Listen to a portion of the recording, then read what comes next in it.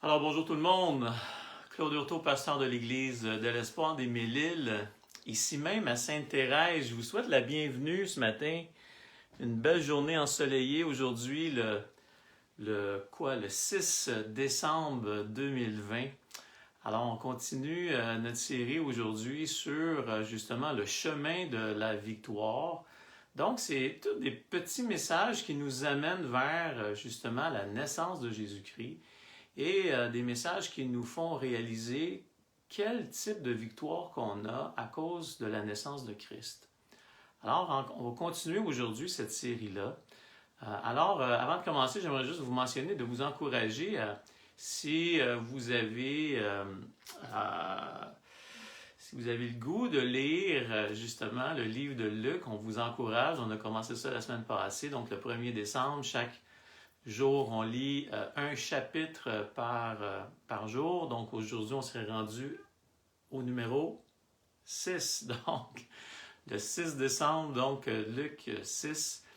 J'ai lu ça ce matin, c'était très très bon, très encourageant. Alors aujourd'hui, on va justement parler le chemin de la victoire et on a vu dans les semaines précédentes l'espoir dans le noir. Donc on a vu comment il y avait des ténèbres dans l'Ancien Testament, dans les prophéties qui ont été annoncées dans le livre de Matthieu. Excusez-moi, je vais prendre une petite gorgée d'eau. Je suis en train de m'étouffer. Ok, c'est bon. On continue. Est-ce que je suis correct? Ah, les bonheurs du direct. Hein, mesdames et messieurs, les bonheurs du direct.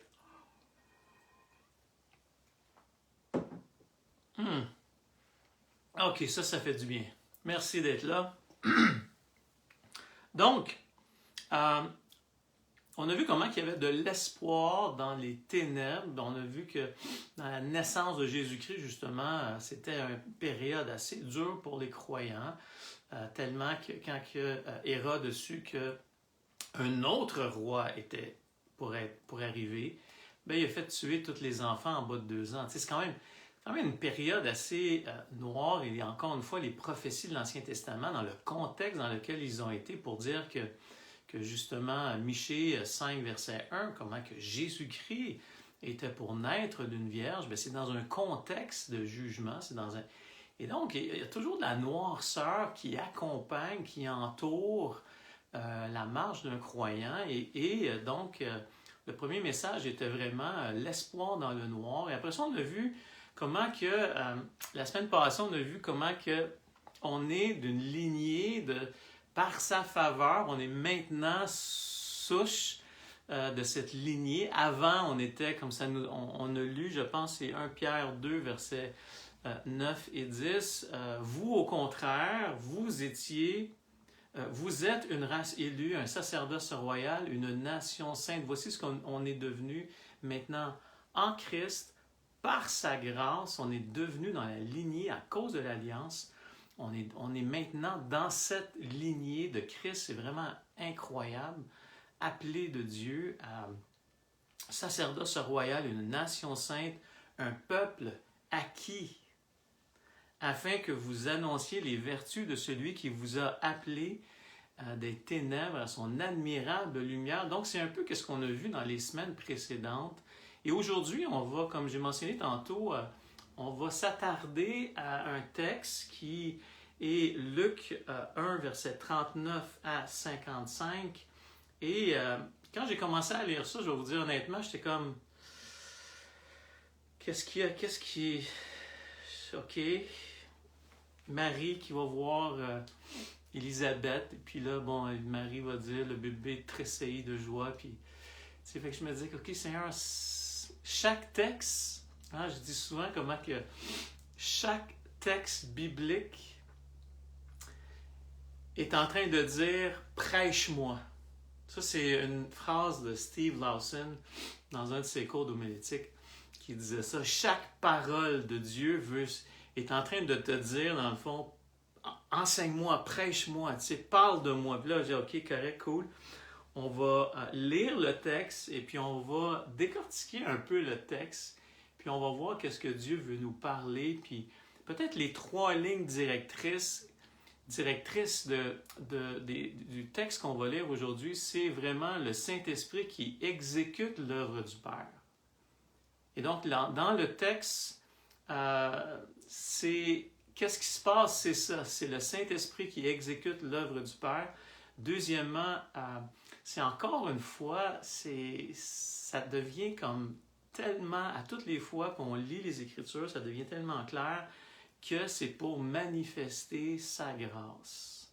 Et encore une fois, dans le texte, on va faire relever ce côté-là. Plutôt, c'est le texte qui fait relever ce point-là. Et le 3e point, c'est vraiment le fruit de l'exaltation. Donc, encore une fois, dans la série de le chemin vers la victoire, c'est 3 éléments super importants pour la marche d'un croyant qui est, on voit que c'est le Saint-Esprit qui exécute le plan du Père.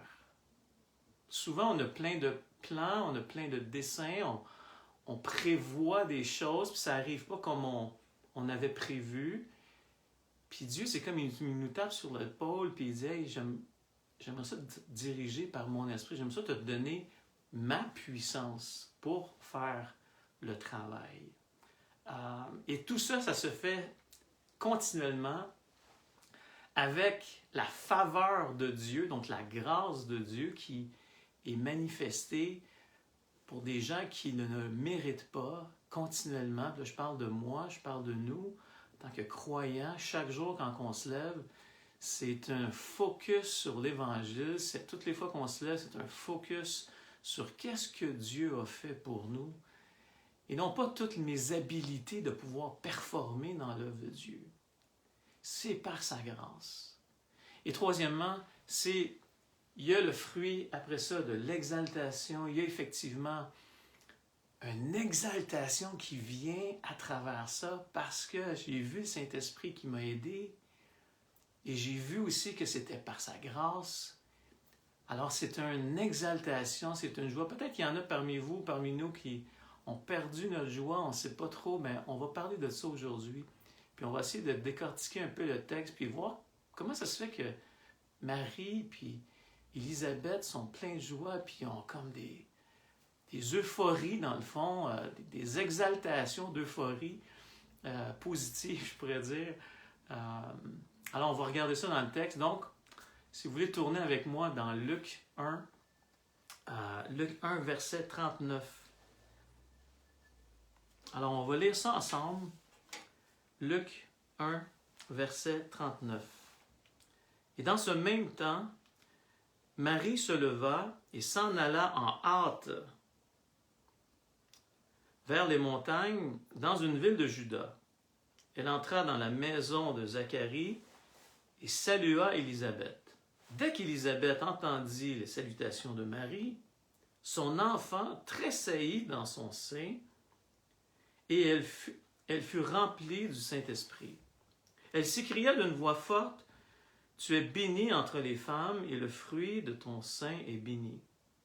Comment m'est-il accordé que la mère de mon Seigneur vienne auprès de moi? Car voici aussitôt que la voix de ta salutation a frappé mon oreille, l'enfant a tressailli d'allégresse dans mon sein. Heureuse celle qui a cru, parce que les choses qui lui ont été dites de la part du Seigneur auront leur accomplissement. » Et là, Marie va dire, « Mon âme exalte le Seigneur. Mon âme, mon esprit se réjouit en Dieu, mon Sauveur. Parce qu'il a jeté les yeux sur la bassesse de sa servante. Car voici désormais, toutes les générations me diront bienheureuse. Parce que le Tout-Puissant a fait pour moi de grandes choses. Son nom est saint, et sa miséricorde s'étend d'âge en âge sur ceux qui le craignent.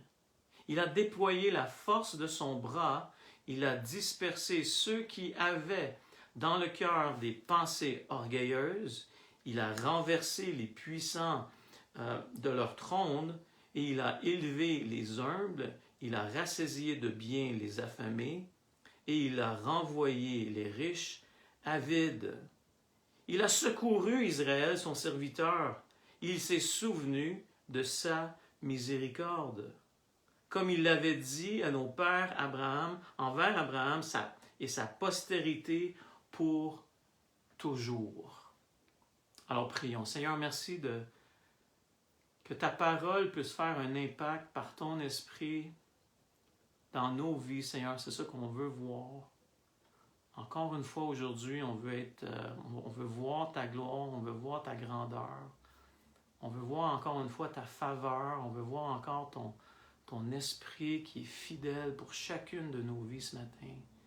Je te demande de juste bénir ta parole ce matin dans le nom précieux de ton Fils, on prie. Amen.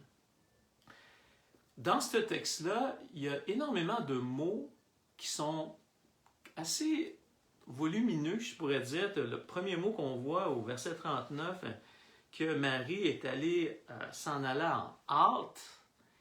Il y a son enfant tressailli de joie au verset 41, verset 42, une voix forte, elle s'écria d'une voix forte.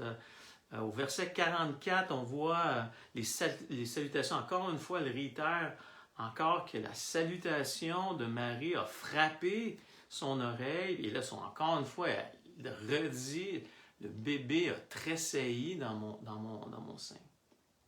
Et là, on se dit, OK, qu'est-ce qui suscite tous ces mots qui sont quand même assez forts, qu'on ne voit pas régulièrement?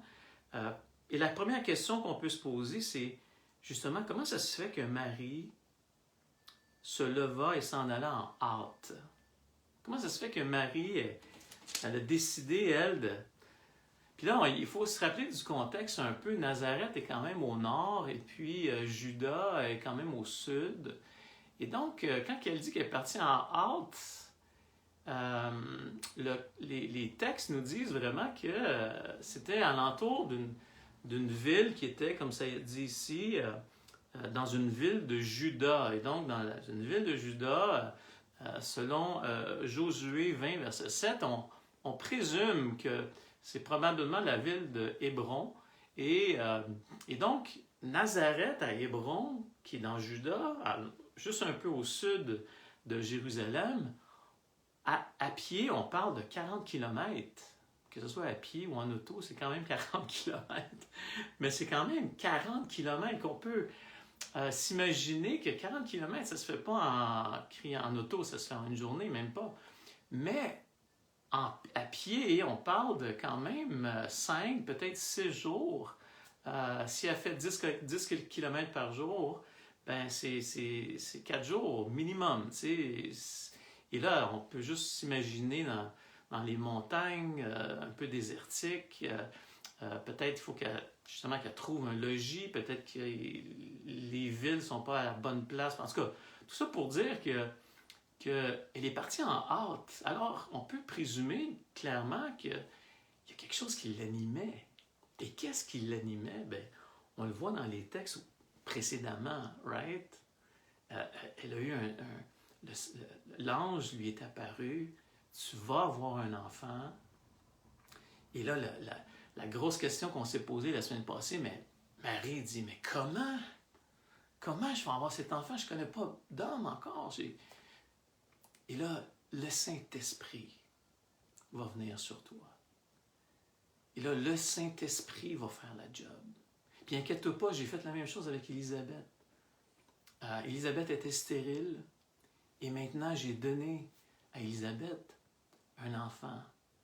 Et là, il va finir le texte en disant « Car rien n'est impossible à Dieu. » Et là, donc, Marie a vu son histoire, que l'ange lui dit par le Saint-Esprit, et là, par la même instance, par Élisabeth, la même chose, elle va enfanter, qui lui va venir préparer le chemin. Puis on voit au début du texte ici, puis c'est quand même dans Luc 1, verset 15, où justement on dit que Jean va être rempli de l'esprit du sein de sa mère.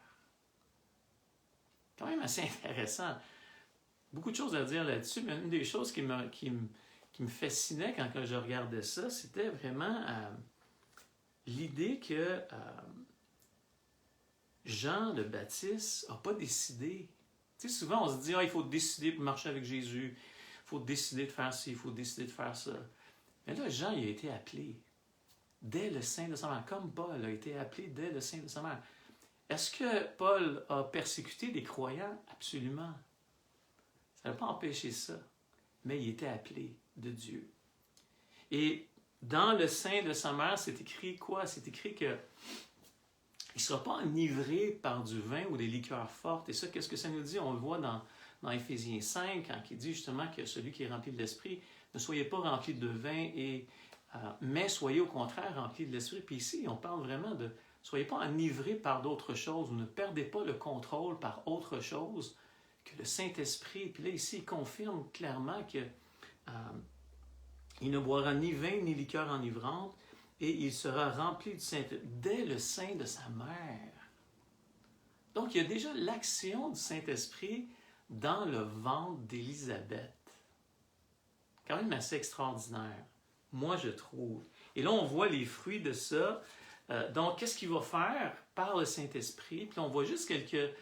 Tu sais, le Saint-Esprit, c'est pas quelque chose de bizarre ou juste émotionnel. Non, il y a des tâches très spécifiques. Donc, on lit au verset 17. Qu'est-ce qu'il va faire? Il va ramener les cœurs des pères vers les enfants. Donc, il y a une tâche spécifique par le Saint-Esprit. Il va ramener les gens aux enfants. Le fruit de ma relation avec Dieu va faire quoi? Va faire que je vais prendre soin de ma famille, je vais prendre soin de mes enfants. Laissez les petits-enfants venir à moi. Et qu'est-ce qu'il va dire aussi en deuxième? Il va ramener les rebelles à la sagesse. Donc, le Saint-Esprit, c'est pas juste une grosse affaire qui ne sait pas trop quoi faire, non. On ramène les pères vers les enfants, on ramène les rebelles vers la sagesse, et troisièmement, afin de préparer au Seigneur, donc, un peuple bien disposé. Préparer un peuple bien disposé. Puis ça, on voit ça dans Philippiens 1, verset 10, afin que vous soyez purs et irréprochables pour le jour du Christ, remplis du fruit de justice. Le Saint-Esprit, encore une fois, c'est pas juste pour triper le Saint-Esprit. Non, c'est qu'il y a une tâche très particulière, ramener des gens à lui, que Dieu nous utilise dans les dons, dans l'Église. Puis là, ici, pour qu'on soit des gens qui vont être irréprochables pour le jour de Christ, remplis du fruit de justice. Philippiens 1, verset 9, le verset 19, ça nous dit « Car je sais que cela tournera mon salut grâce à vos prières et à l'assistance de l'Esprit de Dieu. » L'Esprit de Dieu, le Saint-Esprit qui exécute l'œuvre de Dieu dans nos vies. Donc, Paul, il va dire dans Philippiens 1, verset 9, « Tout ce qui m'arrive présentement, ça va être tourné à mon avantage. Ça va être tourné ici à mon salut, grâce à vos prières et à l'assistance de l'Esprit. » Donc, qu'est-ce qu'on voit ici? Romains 8, le chapitre, si vous voulez lire sur le Saint-Esprit, encore une fois, le Saint-Esprit, c'est pas une machine à émotion. Le Saint-Esprit a un plan. Il vient pour nous convaincre, right? Il vient pour nous montrer peut-être des choses dans nos vies qu'on n'est pas... Il vient nous convaincre de péché, il vient nous dire, écoute, là, tu t'en vas pas dans la bonne direction. Tu sais, le Saint-Esprit, juste pour vous dire que le Saint-Esprit fait une œuvre. Et ici, c'est ça qu'on voit dans le texte.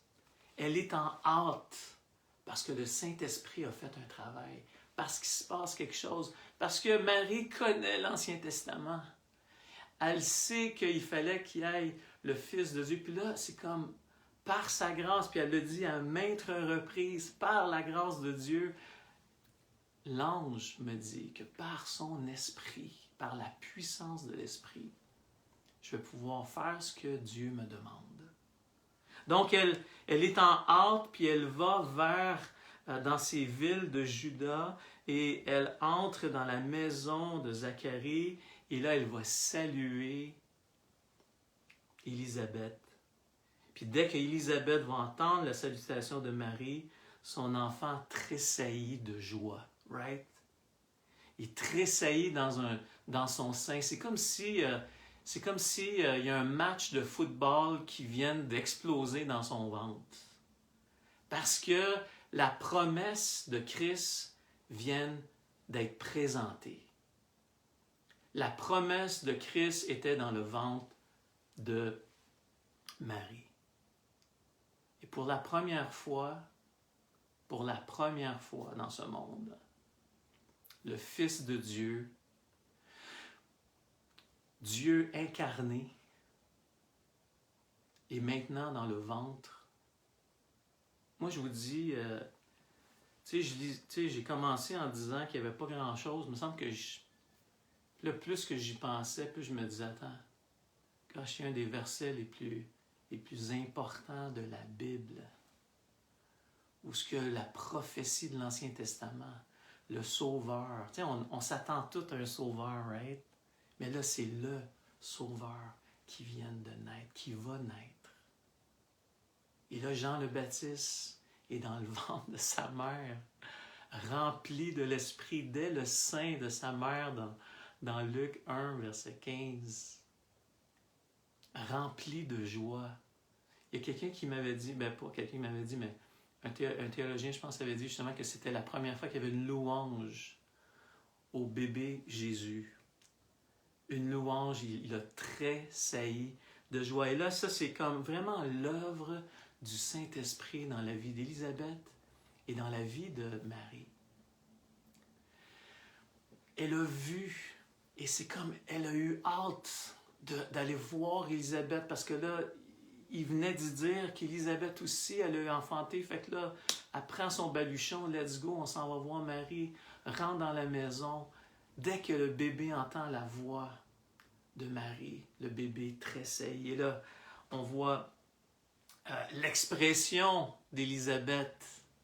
Et là, c'est là qu'est comme l'expression, encore une fois, enfin, de la grâce de Dieu.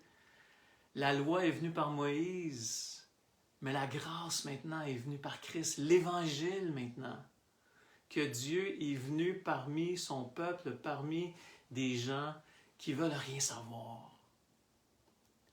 Des gens qui sont comme « Ah, ça me tente pas, viens pas me déranger ». Le peuple d'Israël a été un sujet de risée à cause de ça, parce qu'ils ont toujours méprisé Dieu. Puis ça, c'est pas juste Israël, ça c'est notre cœur à nous, c'est mon cœur à moi, on le méprise. On a de la misère à le voir pour ce qu'il est.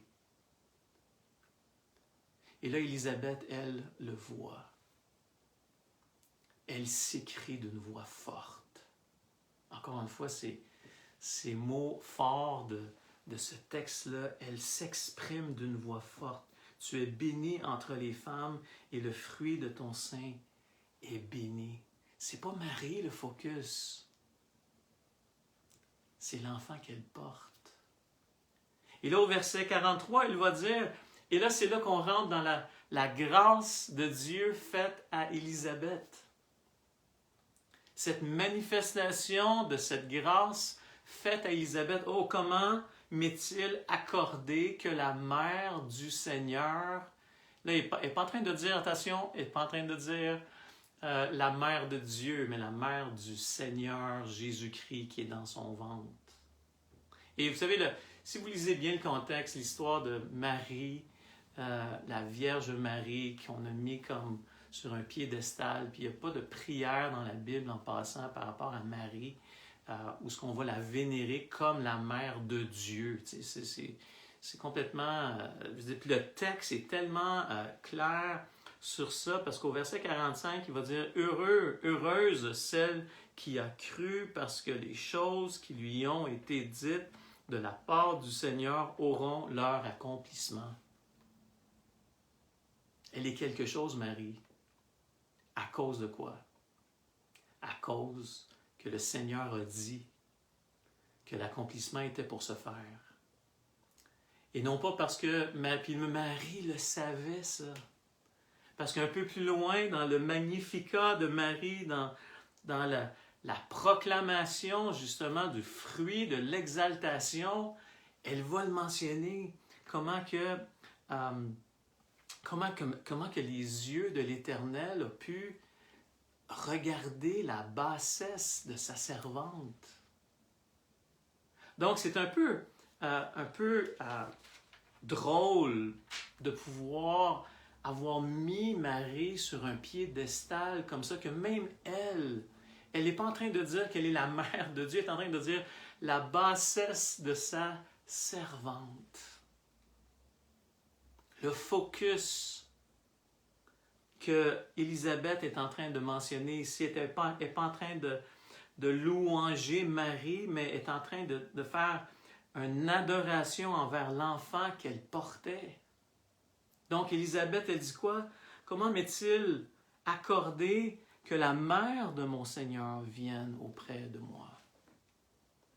Comment que cette grâce m'a été faite de pouvoir voir la mère de mon Seigneur? Et effectivement, c'est quelque chose.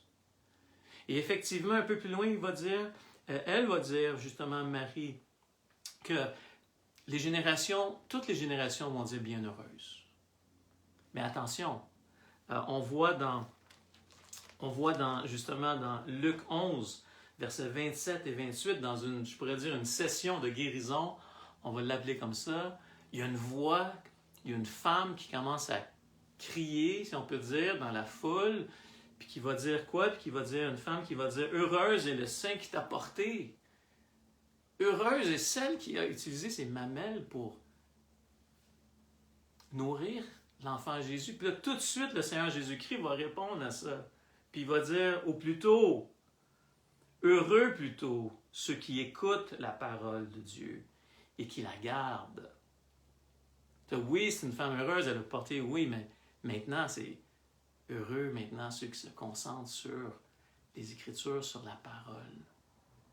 Donc ici, on voit quoi? On voit comment m'est-il accordé, Élisabeth, que la mère vienne auprès de moi, car voici aussitôt que la voix de ta salutation a frappé mon oreille, l'enfant a tressailli d'allégresse dans son sein. Comme je vous dis, il y a eu un match de football dans le ventre d'Élisabeth. Une joie incommensurable de qu'est-ce que ça voulait dire que Élisabeth entende cette voix de Marie, la salutation de Marie qui portait le Seigneur Jésus-Christ lui-même. Encore une fois, elle va dire au verset 45, je vais relire ce verset, « Heureuse, celle qui a cru, parce que les choses qui lui ont été dites de la part du Seigneur auront leur accomplissement. » Et là, c'est là qu'on voit Marie. Marie qui va commencer à exalter. Et là, on est dans la section justement de le fruit de l'exaltation. Souvent, si on prend juste ce texte-là, puis on le sort, puis on fait juste lire ce texte-là, puis on se dit, OK, ben là, moi, je me sens pas de même, là. Psaume 103, verset 1, ça dit pas mal la même chose. Il y a Anne aussi qui a fait pas mal la même prière quand elle est tombée enceinte de Samuel, où ce qu'elle attendait, elle était stérile elle aussi, puis là, whoop, bang, devient enceinte. Et là, qu'est-ce qui se passe? Elle écrit un cantique, qui ressemble beaucoup à celui-là d'ailleurs. Quand il se passe des choses dans l'Ancien Testament, que ce soit la sortie d'Égypte, que ce soit la sortie de Babylone, que ce soit justement Marie qui enfante le Seigneur Jésus-Christ, il y a une célébration. Anna fait la même chose. Quand elle réalise qu'elle est enceinte, qu'est-ce qui se passe? Il y a une célébration. Elle compose un cantique. Il y a le fruit de quelque chose qui se passe. C'est sûr que quand il n'y a rien qui se passe, ben, Dieu nous demande de persévérer, de continuer, puis de tenir ferme. Paul va dire souvent de tenir ferme, de prendre toute l'armure de Dieu, puis de tenir ferme. Mais quand il y a de la célébration, puis notre focus est sur qu'est-ce que Dieu a fait, qu'est-ce que Dieu va faire, bien là, il se passe quelque chose. Il se passe quelque chose dans nos cœurs. Et là, c'est ça qui se passe ici avec Marie.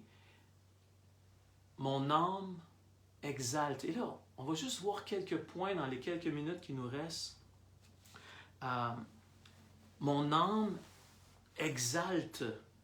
Exalte peut dire louanger, embrasser, célébrer. C'est l'euphorie, c'est comme wow, tu sais, il se passe quelque chose. Qu'est-ce qui se passe? Mon âme exalte le Seigneur. Vous pouvez lire Psaume 103, tout le psaume, c'est tellement un psaume riche qui parle pas mal des mêmes choses. Même je pourrais peut-être juste vous lire une petite partie rapide, tu sais, de voir pourquoi qu'une personne exalte le Seigneur. Pourquoi qu'une personne prend le temps de lever sa main, de louer Dieu dans son salon, dans sa cuisine, avec un café, puis de dire merci Seigneur, tu sais. Puis là, tu dis, OK, toutes les circonstances sont là, toutes les circonstances sont comme, wow, il se passe des trucs. L'annonce de M. Legault cette semaine, ça n'a pas fait plaisir à beaucoup de monde, c'est sûr. Et donc, qu'est-ce qui exalte nos cœurs? Psaume 103, ça va dire, si mon âme bénit l'Éternel, que tout ce qui est en moi bénisse son saint nom. Et mon âme bénit l'Éternel, et n'oublie aucun de ses bienfaits. N'oublions aucun des bienfaits. Et quels sont-ils? Quels sont-elles, ces bienfaits?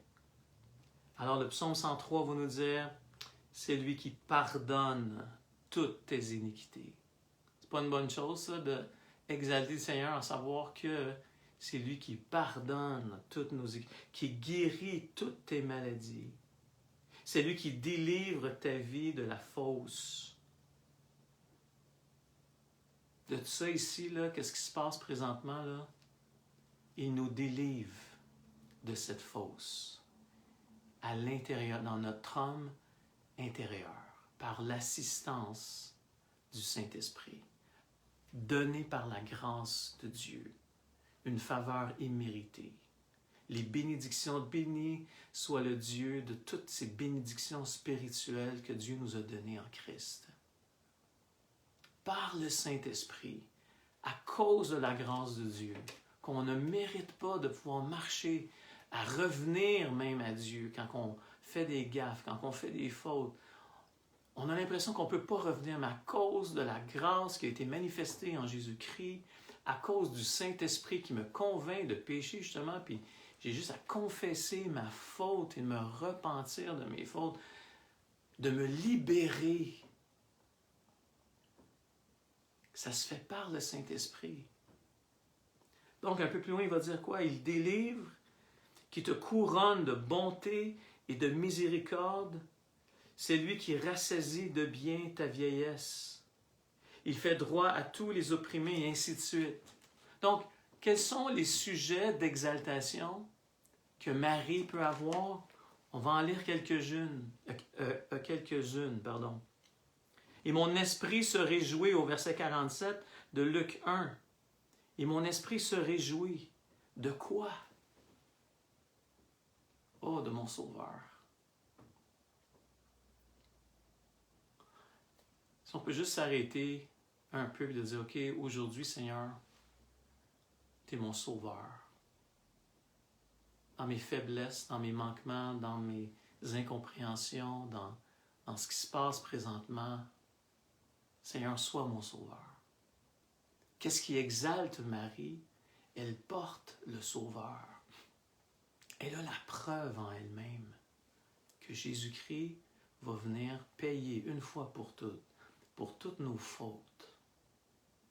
Une fois pour toutes, va prendre nos transgressions.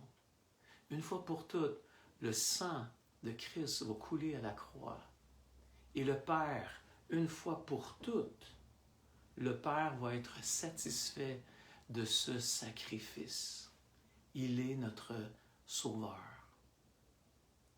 Souvent, on pense qu'il faut qu'on s'en sorte par nous-mêmes. Hein, c'est ça qu'on se dit de gauche à droite. Non, il faut que tu t'en sortes par toi-même. Il faut que tu... Let's go, t'es capable, tu sais. Oui, il y a ça, il y a cette partie-là où que, on ne restera pas assis sur notre divan pendant tout le temps des fêtes. Tu sais, on va méditer sur qu'est-ce que le Seigneur Jésus-Christ a fait. Le chemin de la victoire, c'est quoi? C'est le Saint-Esprit. Le chemin de la victoire, c'est quoi? C'est la grâce, c'est l'Évangile qui vous a été démontré. C'est quoi le chemin de la victoire? J'ai le fruit maintenant de l'exaltation. J'ai le fruit après ça de dire, wow, Seigneur, vraiment, je peux élever mes mains, mon cœur devant, je peux exalter comme Marie ici va dire. Mon âme exalte le Seigneur et mon esprit se réjouit en Dieu, mon Sauveur. On pourrait juste arrêter là, dire, hey, on pourrait méditer là-dessus. Comment on a été bénis cette semaine de juste passer à travers la souveraineté de Dieu, comment que Dieu était puissant, comment que Dieu ne change pas, l'immuabilité. Puis là, on commence à réfléchir à Dieu. Puis là, à un moment donné, moi, je me perds un peu là-dedans. Tu sais, je suis comme, je vais continuer à rentrer dans ce que Dieu est, puis je vais me perdre dans ce que Dieu est. À place de toujours me concentrer sur « Ah, je devrais avoir plus. Ah, me semble pas le fun, cette situation-là. Ah, ça devrait changer. Ah, puis ci, puis ça. » Puis il y a tout le temps quelque chose. Puis même quand ça allait bien, on se rappellera, mesdames et messieurs, même quand ça allait bien, avant la pandémie, on avait le moyen de chialer. Right? On avait le moyen de toujours trouver quelque chose pour dire « Ah, ça va pas. Ah, personne m'aime. Ah, tu sais, puis là, on s'apitoie sur notre sort. » Arrêtons-nous et réalisons le chemin de la victoire qui est par le Saint-Esprit, par la grâce qui nous a été faite, par le fait que Dieu est le Seigneur ici et notre Sauveur. Et là, le verset 48, ça dit quoi? Ça dit « Parce qu'il a jeté les yeux sur la bassesse de sa servante », la réalité de notre incapacité de servir Dieu. La réalité de réaliser que non, je ne serai pas capable, ça ne marchera pas. T'sais. Et elle, qu'est-ce qu'elle a dit au verset 38? « Qu'il me soit fait selon ta parole. » Seigneur, j'ai aucune capacité en moi-même, je ne peux pas produire un bébé en dedans de moi, je ne connais pas mon mari, mais le Saint-Esprit va venir sur toi, puis tu vas enfanter un fils. Et là, la grâce de Dieu à plusieurs reprises, c'est la grâce que le Seigneur m'a faite à plusieurs reprises, le Saint-Esprit. Plutôt Marie va dire, plutôt l'ange va dire, car tu as trouvé grâce devant Dieu. Le Saint-Esprit, la grâce de Dieu, qui nous amène à une exaltation, qui nous amène à ce que, ça ne sera pas si pire que ça finalement. Dieu est toujours présent. Dieu ne change pas, Dieu est fidèle, Dieu va toujours être présent. C'est ça qu'il dit un peu plus loin. Car voici désormais toutes les générations me diront, à qui? À Marie. Tu es bien heureuse, tu vas porter, quel privilège d'avoir porté le Fils de Dieu, quel privilège. La connexion entre le spirituel et le physique. La connexion entre l'éternité et le temporel. Marie, en son ventre, elle avait qui? Elle avait Dieu lui-même, qui venait s'identifier à nous, mourir à la croix pour nous, venir faire une œuvre pour nous. Il n'était pas obligé de faire ça. Il aurait pu rester en haut sur son trône, puis juste régner comme beaucoup. On a beaucoup cette conception que Dieu règne, puis qui est au-dessus de tout, puis qui se fout de nous autres. Mais ça ici, ça prouve le contraire. Dieu ne se fout pas de vous, ne se fout pas de moi, car Dieu a tant aimé le monde qu'il a donné son Fils unique, afin que quiconque croit en Christ ne périsse point, mais qu'il ait la vie éternelle. Alors pourquoi que Marie est en exaltation? Well, on commence à avoir une idée, right? On commence à avoir une idée de ce que les raisons. Et parce que le Tout-Puissant a fait pour moi de grandes choses. Marie est rien en elle-même, mais c'est Dieu qui a fait ça. C'est Dieu qui a fait que Marie elle a hérité de grandes choses, qui est le Fils de Dieu dans son ventre. Au verset 50, « Et sa miséricorde s'étend d'âge en âge. » Même si le peuple d'Israël a été rebelle pendant des années, puis ils sont allés à Babylone, puis ils ont été déportés à Babylone, puis ils ont été jugés, dans le fond, par Dieu. Puis comment il y a eu des prophètes qui leur ont dit à maintes et maintes reprises, « Je vais tout raser, vous êtes rebelles, vous avez le cou raide. » Mais qu'est-ce que Dieu fait continuellement dans nos vies, continuellement avec le peuple d'Israël? Well, sa miséricorde s'étend d'âge en âge. Pourquoi que Marie va exalter le Seigneur? Parce que Dieu est fidèle. Dieu est fidèle à elle. Ça, c'est la première partie du Magnificat ici, qui va jusqu'au verset 50. Ça parle de elle. Dieu est fidèle à Marie, puis elle réalise la grandeur de l'œuvre que Dieu a fait par sa grâce à travers elle. Et là, après ça, à partir du verset 51, c'est la deuxième partie du Magnificat qui est quoi? Qui est vraiment un focus sur Israël.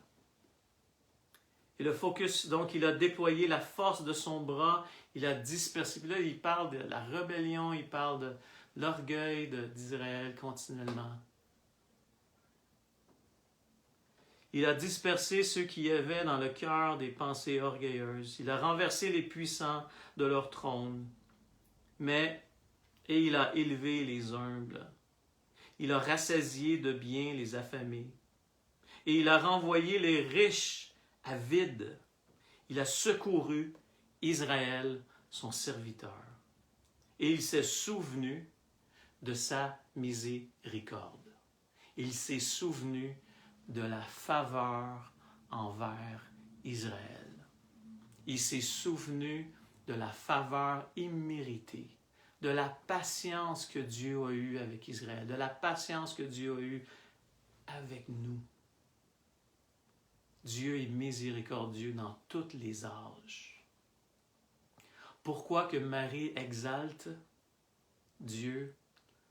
Encore une fois, on commence à avoir une bonne idée. Dieu est fidèle. Dieu est en contrôle. Dieu règne. Dieu est tout-puissant.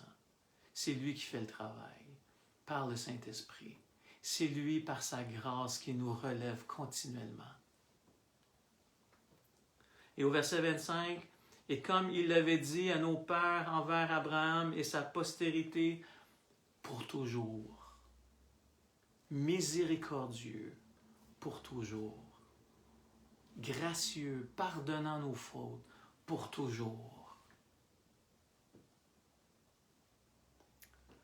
Méditons sur ces quelques petites, je pense, comme le Saint-Esprit qui exécute l'œuvre de Dieu dans nos vies, que pour manifester la grâce de Dieu, pour arriver à avoir un fruit qui est l'exaltation de Dieu dans nos vies. On ne l'exalte pas parce que c'est un devoir, puis il faut exalter Dieu. Non, on exalte Dieu parce qu'on voit la grandeur de son travail. On voit la grandeur de ce qu'il a fait et de ce qu'il va faire, encore aujourd'hui. Alors, je vous encourage à relire ces textes-là, à vraiment rentrer, de dire, OK, puis je vous donne ce défi-là ce matin, de dire, OK, mon âme exalte le Seigneur. OK, est-ce que c'est quand la dernière fois que j'ai exalté le Seigneur? Puis est-ce que j'ai peut-être mis de côté, peut-être je lis ça puis je me dis, je reviens un peu à ce que je disais au début, qu'est-ce qui m'empêche d'exalter le Seigneur aujourd'hui? J'ai le Saint-Esprit dans ma vie, j'ai la grâce de Dieu, j'ai l'Évangile qui est là, j'ai Dieu, Jésus-Christ, mon Sauveur, qui est né, que je regarde en arrière de ma vie puis je vois Christ qui est mort sur une croix. qui est ressuscité des morts? Est-ce que j'ai perdu la joie de mon salut? Est-ce que j'ai perdu ce temps où je vais prendre le temps d'exalter et de dire merci Seigneur? Juste merci d'avoir payé le prix, merci d'avoir pris ma place. Merci de m'avoir guéri, de m'avoir, tu sais, comme ça dit dans Éphésiens, il nous a mis en Christ, en lui, scellés par le Saint-Esprit. Alors, dans ce beau dimanche du 6 décembre, je vous souhaite vraiment une bonne journée. Que Dieu vous bénisse. Encore une fois, je répète ça, mais je veux juste vous mentionner pour les gens qui nous écoutent. Si jamais vous voulez jaser, si jamais vous voulez m'appeler, n'hésitez pas, s'il vous plaît. Ça me fait plaisir de prendre du temps avec vous. 514-895-7725. Je vous encourage à pouvoir le faire. Si jamais vous vous sentez troublé, on est tous, quand que nos balises sont changées, quand que les temps changent, on est tous un peu comme fébriles. On a tous besoin de parler avec quelqu'un. Ne vous gênez pas. Et je vous encourage aussi à appeler quelqu'un aujourd'hui. Peut-être une ou deux personnes. « Hey, comment ça va? Qu'est-ce que je peux faire pour toi? Je peux-tu prier pour toi? » C'est vraiment simple. « Hey, bonjour, comment ça va? As-tu besoin de quelque chose? » Et troisièmement, « Je peux-tu prier pour toi? » Et c'est simple. Et ça... Moi, il y a des gens qui m'appellent des fois comme ça, une fois de temps en temps. « Hey, comment ça va? » Non, je veux juste savoir comment ça va. Ça va bien. C'est tellement le fun. C'est tellement béni de recevoir un appel une fois de temps en temps. C'est béni. Alors, je vous encourage à relire ce texte, à méditer là-dessus, puis à vous poser la question, « Mon âme exalte le Seigneur. Seigneur, je veux redécouvrir, retomber en amour. » Quelle belle opportunité ces temps-ci de retomber en amour avec l'Évangile, qui a payé le prix, qui a payé la dette, que maintenant je peux être libre de ma faute à cause du sang qui a coulé à la croix. Alors, merci d'avoir été là aujourd'hui. Que Dieu vous bénisse vraiment aujourd'hui. Que la grâce et la paix de Dieu vraiment soient sur nous tous. Que Dieu vous bénisse. Bon dimanche. Bye bye.